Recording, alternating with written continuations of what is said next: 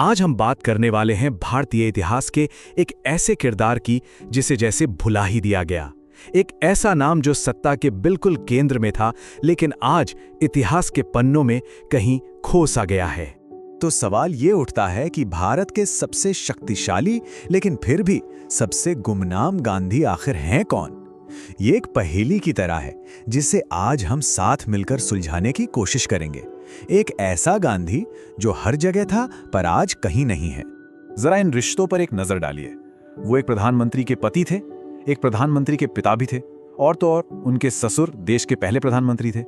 मतलब वो एक ऐसे राजवंश के केंद्र में थे जिसने दशकों तक भारत की राजनीति को दिशा दी। फिर भी उनका नाम शायद ही कभी सुनने को मिलता है।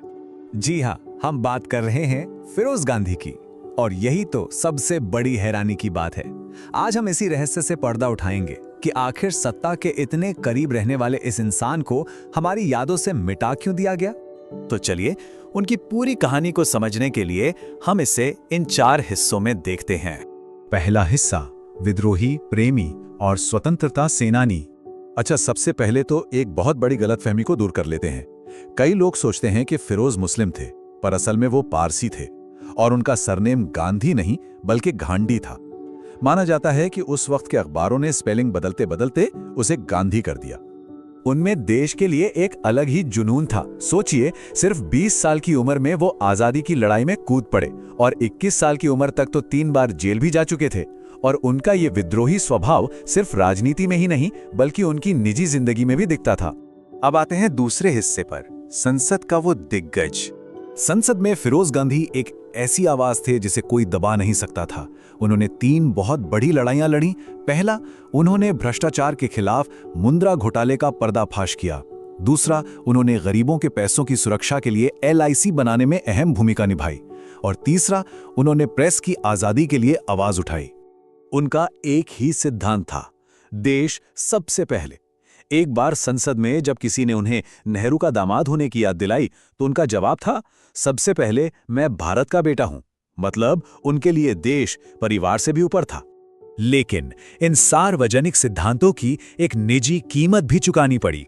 और यहीं से शुरू होता है कहानी का तीसरा हिस्सा, एक बटा हुआ परिवार।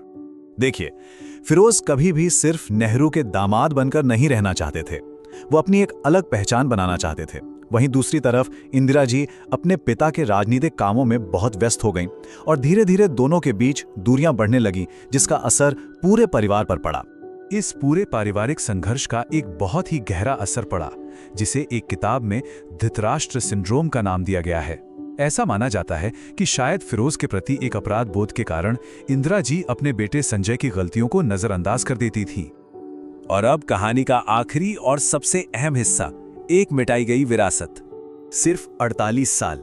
सोचिए, इतनी कम उम्र में दिल का दौरा पड़ने से उनकी मौत हो गई।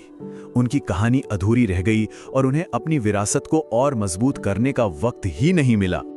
ये आंकड़े सब कुछ बयां कर देते हैं।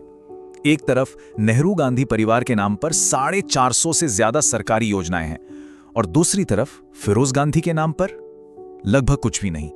इलाहाबाद के एक पारसी कब्रिस्तान में आज भी उनकी कब्र है, जिस पर कोई ध्यान नहीं देता।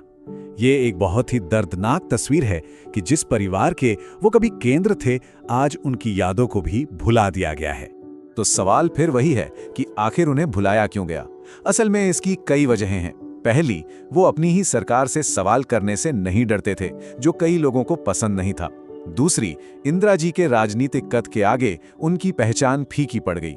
और आखिर में उनकी और फिर उनके दोनों बेटों की असमय मृत्यु के बाद उनकी विरासत को आगे बढ़ाने वाला कोई नहीं बचा। तो फिरोज गांधी की कहानी से हम सीखते क्या हैं? यही कि ये कहानी सिर्फ एक इंसान की नहीं है। ये हमें याद दिलाती है कि हिम्मत, सच्चाई और सत्ता के सामने सच बोलने का साहस कभी पुराना नहीं होता। और आखिर में मैं एक सवाल छोड़ना चाहूंगा, क्या होता है जब कोई देश अपने उन नायकों को भूल जाता है जो उसे असुविधाजनक लगते हैं, जो बनी बनाई छवि में फिट नहीं बैठते? जरा सोचिएगा।